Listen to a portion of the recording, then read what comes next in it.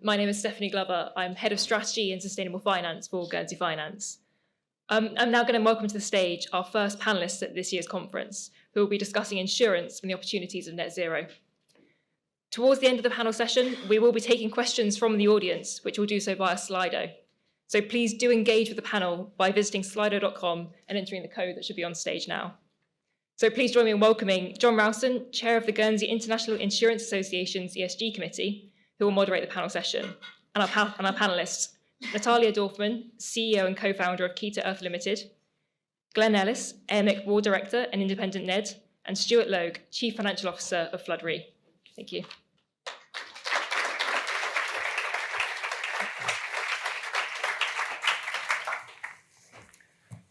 Thank you to Ben for a fabulous keynote speech, and also to Stephanie for introducing us all today. And I'd also like to thank the panel for joining me here, for all of you.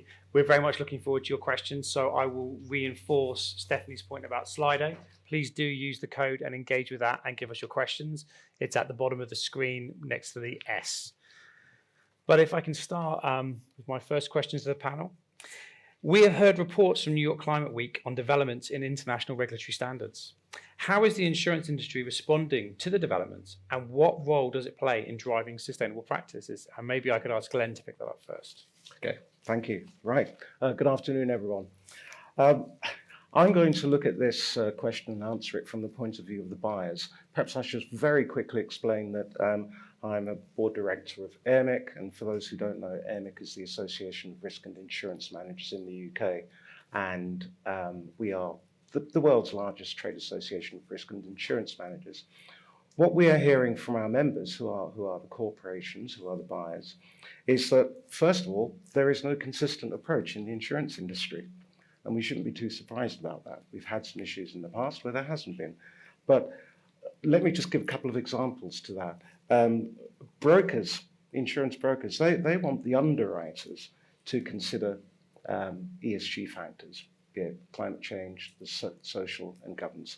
But they want those considerations to be immediately reflected as premium reductions, which is a huge challenge, which my fellow panelists will understand, a huge challenge for the underwriters. Also, there isn't a proven or relevant correlation between good ESG or positive ESG factors and underlying risk factors. And by that, what I mean is that, for example, good risk management is good risk management anyway. Underwriters are going to take that into consideration. So a broker coming along and saying, with all due respect to the brokers in the room, yes, this is good ESG risk, probably isn't going to move the needle.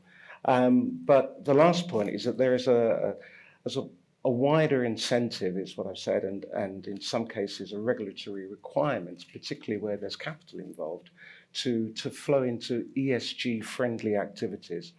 And then there are subsequent insurance placements which are required.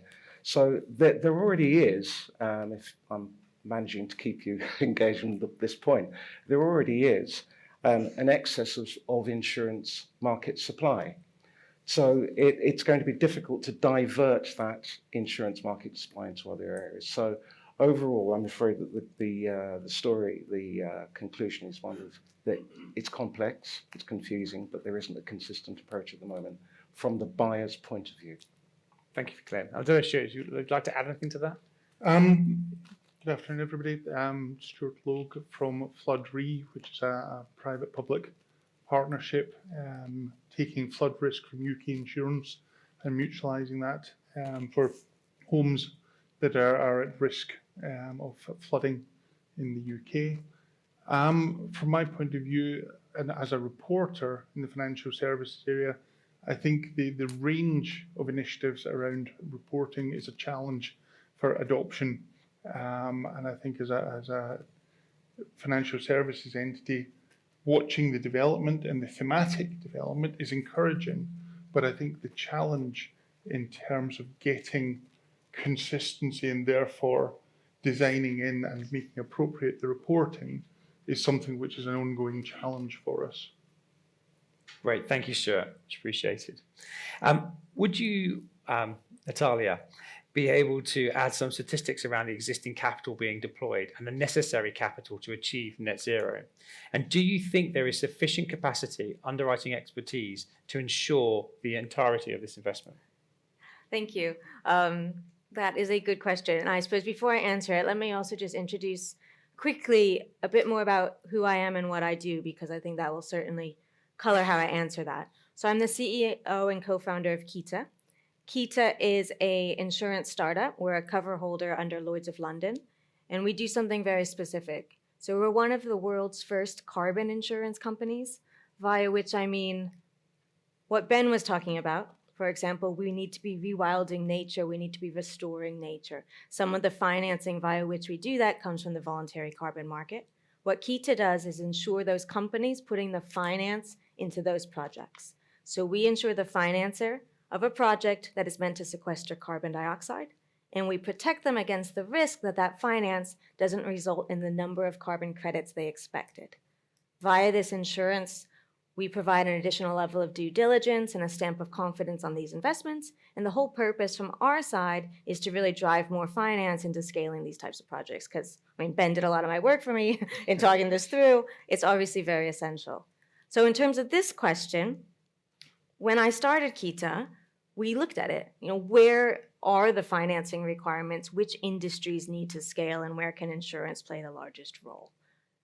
And the numbers are staggering, as you can imagine. So for the sake of today, I've segmented them into energy transition, a huge category, and then nature-based solutions, another huge category. When we look at this, for the energy transition, we need around 5 trillion in investment per year, starting from today. That includes renewables, but it is broader than renewables, hydrogen, etc. The funding gap for that is about 1/3. Even for renewables, which solar, wind, there's about 1/2 of a funding gap. For nature-based solutions, the story's broadly similar. Globally, for nature-based solutions, we do spend around 154 billion, which is a lot, but that's around 50% of what investment is needed today, and about 1/3 of the investment that's required for 2030. And now I think one thing here that's interesting to note is that these numbers aren't demand-driven numbers. So it's not the market saying we need this, we want this. These are scientifically driven numbers from the scientists who are saying, actually, this is what we need to avoid climate catastrophe. And so one of the challenges that I think to answer that final question of is there capacity within the insurance industry is that market demand. I'll come back to that in a second. First, let me voice the other challenges. Because I guess the answer, I think, is no. I do not think there's enough capacity. But that's not to say there couldn't be. I just think today there's not enough capacity. And that's probably for 3 reasons, summarized reasons. One is knowledge. So these are new spaces. It's very hard to hire in an experienced team for an industry that's just getting off the ground. But you quite obviously need to hire people with translatable skills, but it's very unlikely that I can hire an underwriter who is also a carbon market specialist. They don't exist. I am creating them. They will exist, but they don't really exist. So one is the knowledge gap. Probably one of the most important is the modeling.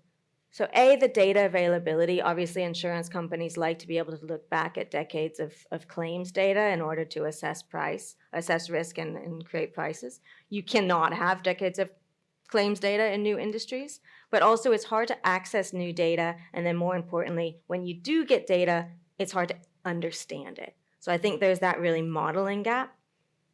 But then the final challenge, going back to that, these numbers aren't demand-driven, they're science-driven, is the market size. Right? Any insurance company can figure this out. It's not rocket science, and insurance companies are very, very smart people within their ranks.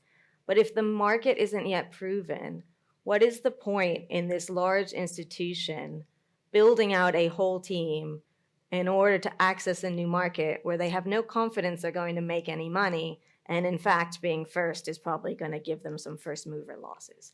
It is a hard sell, which is depressing. But I do think, from my perspective as a startup, there's also a lot of power within the insurance industry in expanding who you work with. So we're a cover holder at Lloyd's. We have this very niche specialism. There's a lot of insurance companies who want to access the carbon markets but don't have the in-house expertise to do so. They can back us. So we have capacity from Chaucer, Munich Re, and Renaissance Re. So via us, they can enter into a new market, but without taking on that outsized risk. And I do think there's a lot of potential for us to build up the capacity for these new markets widely, right? Energy transition and nature, via forming partnerships that we might not normally form, but just because we need to build up that expertise and that data access so quickly. Great. Thank you, Natalia. Stuart, similar to Natalia, Flood Re also looks at specific insurance risk that is being impacted significantly by climate change. How are insurers understanding the science of climate change and building this into their business practices? Yep, so I think there's a slight distinction to Natalia's even more challenging world than mine of flood, which is that at least with flood experience, there is data, there is history, we have the benefit within the UK of well-developed data models. There is a truism that all models are wrong, but some are useful. And there's been a lot of investment going in UK modelling that's very well developed through the historical data that allows us to understand likely scenarios in terms of flooding down to property level. So it's really quite specific. And again, that's well established. Where it becomes more challenging is when you start to look at the overlay of climate risk and climate change on those models. And at that level, when you come down into specific areas, the models fundamentally disagree. The models are not consistent in their output. They're all consistent that climate change will have an impact, and bluntly, the impact will be negative. But where it will land and how it will develop is much less clear. And therefore, as a result of that, what you get is you get very good flood modelling of the current position. You get very useful modelling at a national and to some extent regional level in terms of flood exposure through climate change and the effect that climate change is likely to have. And what we've seen is the PRA putting general insurance stress and scenario testing together in order to look at where this is likely to go and what impact and what scale of cost is likely to come to the insurance industry as a result, and what damage will be done as a result of future climate change. We tend to find that underwriters and specific writing now comes from the current flood models, but the joining point to that is how do you make the country and individual properties more flood resistant and resilient to make it safer in order to then go forwards to resist the impact of climate change in the future. And that's where the modelling hits the underwriting reality, hits how we protect the future. Great. Thank you, Stuart. Glenn, you have recently held the AIC Annual Conference. How are you seeing your members develop their considerations of climate and broader ESG? Right. Yes, we held our conference in Manchester this year in June. Something in the order of 2,500 attendees. We also use the conference as an opportunity to have about three different surveys, and this year seemed appropriate to put the questions to our membership on climate. So I suppose the best thing to do is to really hide the highlighted points for our membership. In terms of ESG broadly, one of the main concerns from them is the scope 3 emissions, which are, as I understand it, they will be mandatory at some point. Is that right? Natalia, we were speaking about this last night. They will be mandatory. It's a huge additional burden in terms of the risk managers having to gather data. The issue is that the quality of the data from the suppliers, and B, is if you are going to use the suppliers' data and you're going to use industry data, then, well, either way, it's not accurate. So there's an enormous task there for risk managers. The other issue that our members mentioned was the more consistency, and I'm not going to apologize for this if there are brokers, underwriters, what have you in the audience, because this is a real concern for our membership, which is there isn't a consistent approach in terms of the underwriting information and data that's being requested in their submissions. Now, when our members have to take those questions back into their own organizations and then hopefully compile a submission that's acceptable, this just makes their job very, very difficult. So that's another one. The last point is actually an interesting one for us, which is that our members spoke about the lack of understanding sometimes of the budgets within their own organizations when it comes to the budget for climate change and the budgets for the financial plans and transition plans in terms of energy transition. So those are the three main areas that came back. Thank you, Claire. Just to remind everybody, Slido is up and there are already some questions there, and we'd love you to vote so we know which questions are of greatest interest to you. So if you go on there, it allows you to like them. We all love likes these days, and liking, I hope. So it would be great if you could interact with that and indeed post some more questions up there. Coming to the next question, Natalia. At Kita, you have a specific solution to climate risk. What are you seeing as some of the innovations and impacts for insurance when looking at climate change? And what is Kita doing in this space? Yes, of course. So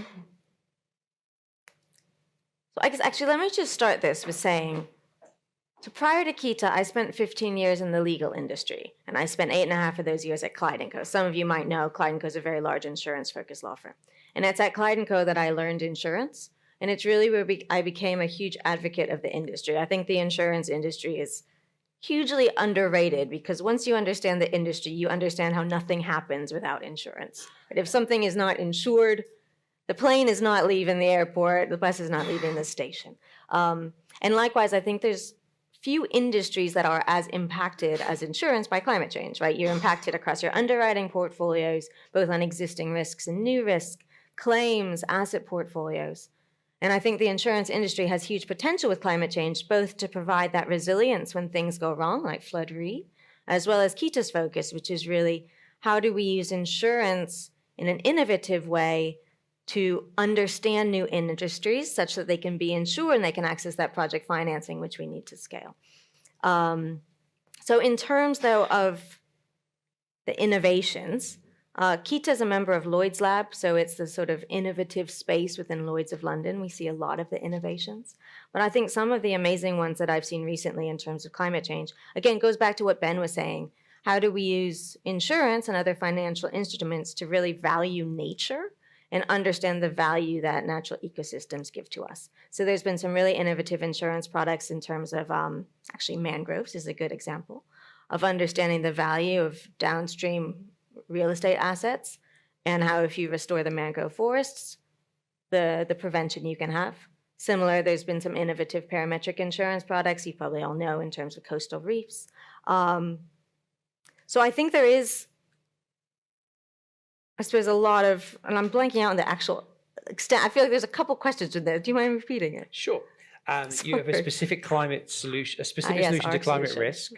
And are you seeing as some of the innovations and impacts for insurance when looking at climate change? And what is Kita doing in this space? Yes, of course. Apologies. No. So some of the impacts, some of the innovations on the nature space, and I'm seeing a lot of data solutions, especially within Lloyd's Lab. We see a lot of new data providers, actually answering one of those slided questions. A lot of new data providers working a lot with the parametric insurance providers, so better assessing flood risk or fire risk, et cetera. In terms of what Kita does, I already gave a brief overview, but we really are focused on the carbon markets. And so this is both the carbon markets that are financing nature-based solutions, from afforestation to avoided forestation, mangroves, grasslands, et cetera. And we also look at the technological solutions as well, which are the solutions such as direct air capture, which is big machinery, basically fans that suck in carbon and store it away in mineral deposits underground, all the way through to biochar, which is taking biomass, like leftover corn husks, putting it in a fancy machine that turns it into charcoal without releasing any carbon dioxide. So in order to capture the amount of carbon dioxide from the atmosphere that we need to meet those scientific assessments, again, like Ben said, we need to scale up this industry from about 2 billion today to about 100 billion by 2030, about 1 trillion by 2050. But that's the output, that's number of carbon credits being sold. The input, the investment into the projects, is by about 5 times that. Our focus right now is on that forward-looking investment. So again, we would ensure what I would think of as the most forward-looking companies who are investing proactively into young carbon projects at the point in which they're not yet capturing carbon dioxide. So for example, you might invest into a young forestry project when someone is planting the trees. Those trees haven't yet captured any carbon. If we're looking in Scotland, they're not going to capture any serious carbon for 15 years. but I've still invested in this forestry project. I'm still expecting to get some carbon credits. But in the next 15 years, those trees could burn down, they could blow down, there could be pests. The project developer planting the trees could go insolvent, they could abandon the project. Like, there's a myriad number of things that might go wrong, which might make me think, am I really going to do this investment? This sounds nuts. We insure that.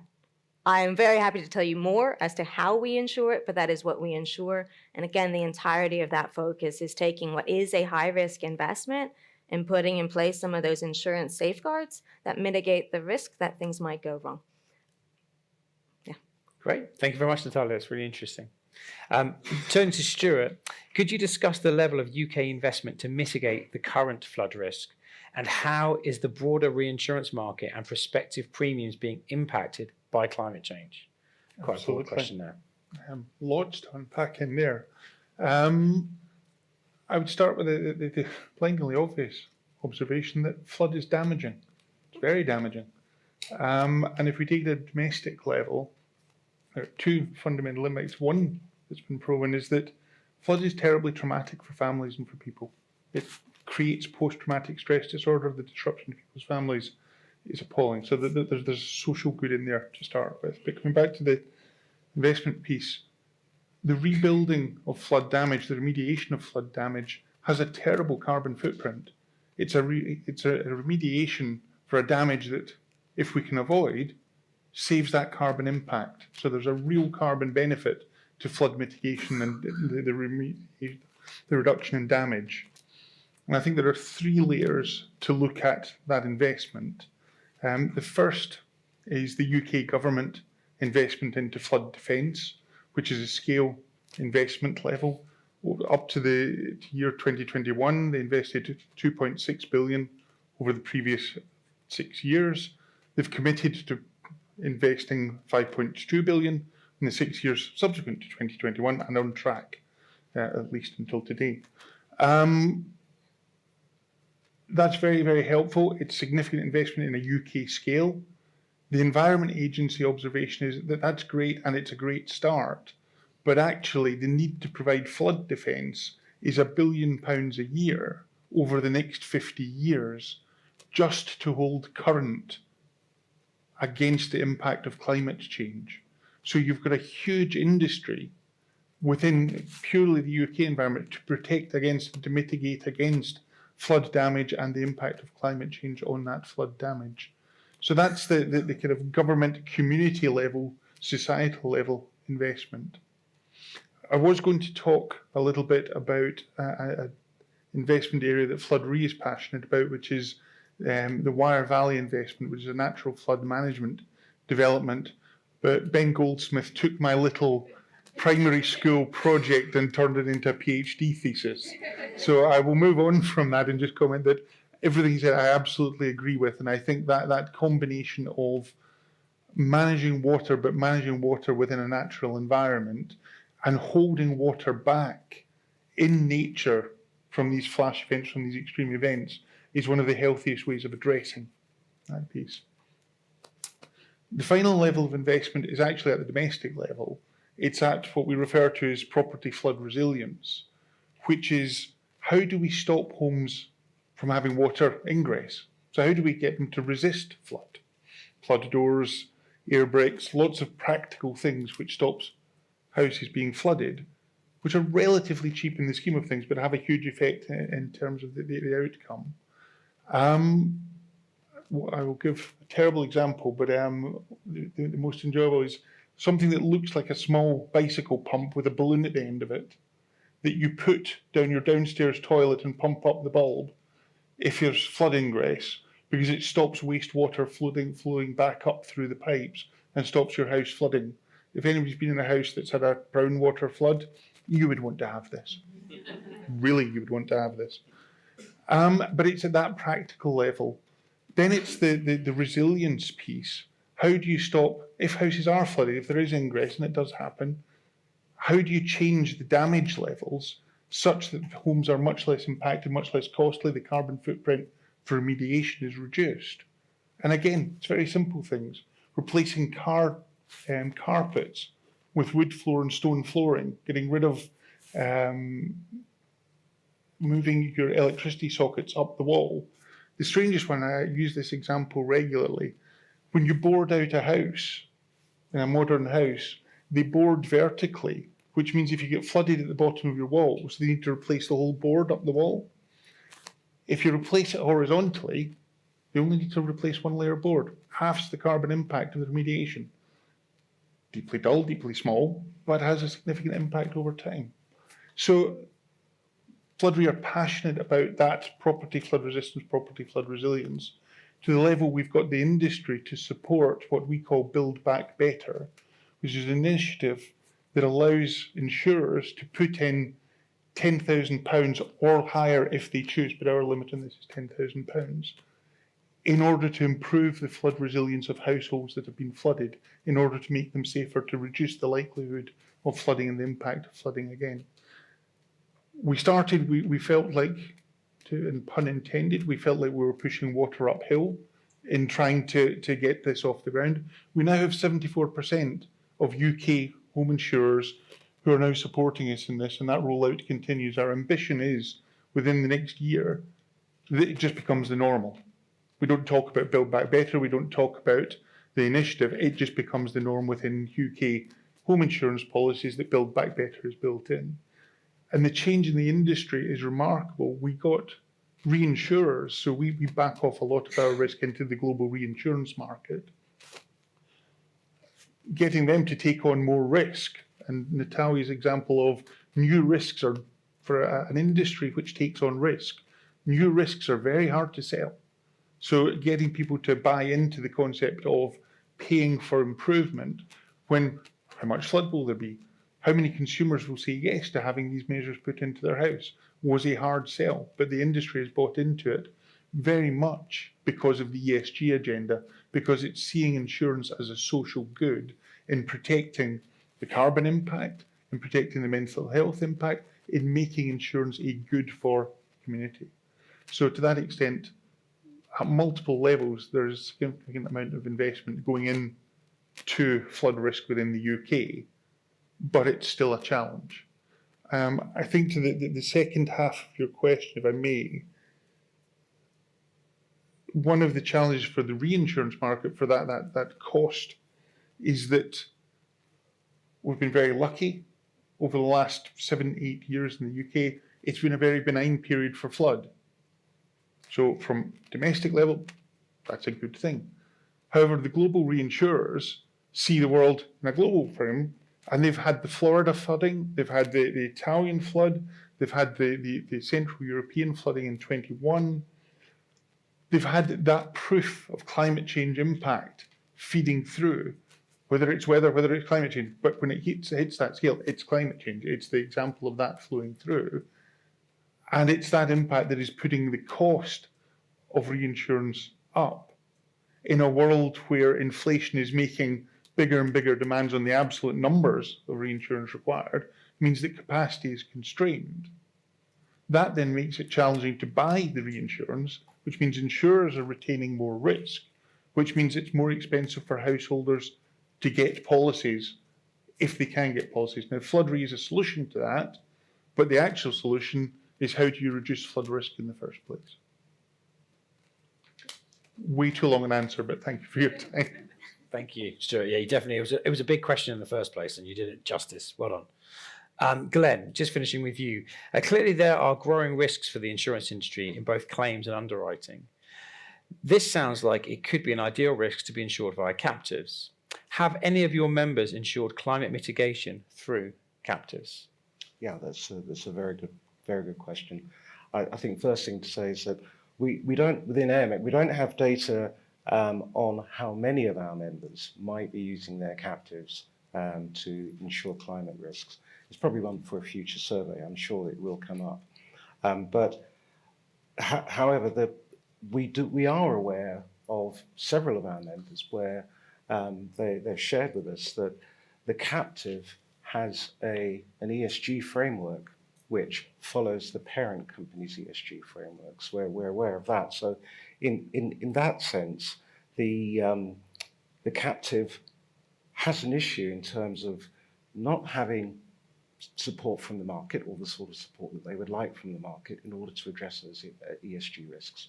So, getting back to the point of the captive, perhaps the way to look at this, and there's been some discussion in the industry generally on this, from the point of view of brokers, insurers. I won't name the brokers or insurers at the moment, probably wouldn't be fair because I don't know how far down the line they are looking at this. But instead of using or utilizing the captive for the ESG risks, why not set up a protected cell company, a PCC, whereby it's a vehicle where you can gather data on these new emerging risks, you can build insurance premium reserves, and the protected cell would effectively ring fence those new risks that face the companies, the ESG risks, and that's very broad, I know, I could sort of break them down, but they're just very broadly, ring fence those risks so that, it's an opportunity to properly study the risks and perhaps even have a partnership with an insurer where the insurer has more expertise in terms of underwriting the risk. The captive cannot get capacity in the market, but the insurer and the captive could have a partnership to look at those risks. So perhaps not using the captive for ESG risks, but yes, perhaps a protected cell company, a PCC. And certainly as a domicile, I think PCCs won't be a strange thing in Guernsey. Absolutely. Well, thank you to everybody. You really responded to my call out to use Slido, and we've got lots of great likes there, and you can see some of the questions up on the screen. And the first one was for Natalia. How does the use of emerging technologies such as satellite data assist insurers and enhance their ability to assess and manage climate-related risks? Yeah, of course. So, I think there's the data or the emerging technology. And then there's actually the usefulness of that data. I think the problem's on the latter. And again, in Lloyd's lab, we see a lot of new companies that have access to emerging technologies such as satellites and AI, and who are working with the industry to understand how their ability to analyze whatever it is can be helpful. We, Kita, use satellite imagery quite frequently. So we use it from the perspective of initial DD and then ongoing monitoring. So for example, if we're going to insure a project with carbon markets, there's great importance of how that land has been used in the past, so you can understand, in essence, is this carbon finance going to make a difference or not?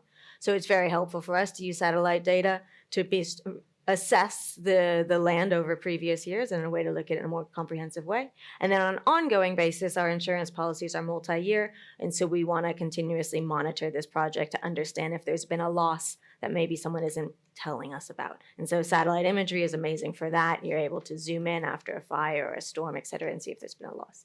And I think there's a lot of insurance companies using it in high-level ways. But I do think the challenge that I have seen comes really in the ability to take this new innovative data and incorporate it into the existing data structures of the insurance companies. And that's where, I know this sounds bad, but when we started and we started working with insurance companies, we were amazed that everyone was still using Excel spreadsheets. But everyone uses an Excel spreadsheet. And so when you then get in this fancy data from this fancy AI satellite company, and it needs to meld into your thousands of Excel spreadsheets, it just isn't an overnight incorporation. I think that's where things are hitting the skids right now. But I do see within Lloyd's Lab in particular, which I know is my sort of niche focus in terms of we see these innovations coming in. Again, partnerships building where people are the sort of innovative company with the data and then the more established insurance company are really building the relationships to figure out how to make it work and kind of MVP projects that they're then looking to scale. But I think it's that challenge of the legacy data systems with the new data coming in, they just don't merge immediately. Yeah, and I would echo that. Yeah. We're seeing that with our membership as well. And in fact, some of our members have shared with us that they are going to the data specialists now because spreadsheets. Please.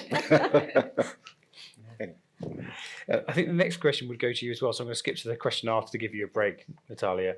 Stuart, are there specific areas that face higher risks or opportunities in the journey towards net zero? And how can insurers address these effectively?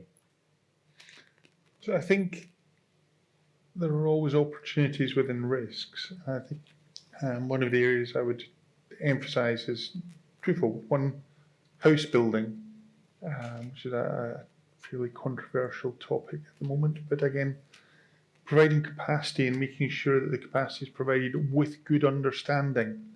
So with certainty in terms of what is the risk, what are the mitigations, what are the things that you take in as you decide to put in new houses, how do you put in the appropriate drainage and have that drainage asset management well understood as you build and have it within that context of climate change. But I think the other piece which is sadly lacking in the UK house building piece at the moment is the control over the implementation of the rules. So speaking to a planning control officer, the capacity within their roles in order to enforce and review is challenging. So I think that's a piece where that added capability within the house building to mitigate the impact is very, very important. The other one, and I will get on my hobby horse again, but very briefly, is the property flood resilience industry, both for new build, but also for retrofitting and for post-flood. The property flood resilience industry at the moment in the UK and across Europe is very small, it's nascent, but it's a real opportunity on the supply side and the demand side to build the demand side, because if you build the demand, they will come. And again, it's that balance of how do you mitigate risk, how do you reduce that carbon impact, where you do it by increasing the demand and creating a new industry and developing an industry which will meet that demand by increased supply. So within what is a complex and challenging environment, there are opportunities as well as threats. Thank you, Stuart. And initially, I'm going to put this question to Natalia, but anyone feel free to jump in. How much weight do insurers put on climate/biodiversity risk? And is this sufficient given the world's lack of progress on reaching net zero targets? I think I can answer the second part of that question very easily, because the answer is almost inherently no. And that is largely because we need to do so much, almost any action today is going to be insufficient. But I think then on the first part, I mean, I would welcome the views of both of you. I think my perspective here is that actually it's just incredibly hard to measure. So I was speaking to the head of sustainability at a large insurance company the other day, and we were talking about this. And he said one of the problems that he has is it's not like there's one way for him to just look across the business and be like, ah, good, that's how we're tracking biodiversity risk. Or that's because no one, within all of the many, many, many sublines that they're writing across the world, no one is tracking it. So he has to look at it in really individual line type of ways, and then do an assessment with those particular underwriters to understand how they're looking at it and how they might be able to quantify that and then build it up into an overarching tracking mechanism. And so that is that goes back to your sort of original answer, but that is a core problem, because unless you can measure it, you can't really put a weight on it. But I would say the flip side of that, actually, he said in doing this sort of assessment across all their lines, he's actually on the wider ESG front, discovered that a lot of their insurance products are actually very ESG friendly. And he gave the example of an accident and health policy for doctors who are going into, sort of post-war. They're not going to send any doctors if they don't have accident and health insurance. They had a really big line there. So this kind of very socially beneficial insurance they were doing is now something they can start to track. But I mean, climate, maybe people are sort of focusing on. I think biodiversity is really, really lacking, but also biodiversity is very hard to measure, again, because how are you actually quantifying biodiversity? What that means for you might be different than what it means for you. Thank you, Natalia. I'm going to put this question to Glenn in the first instance, if I may. What are some of the things captives can do when thinking about carbon offsets? Yeah, that one came left field.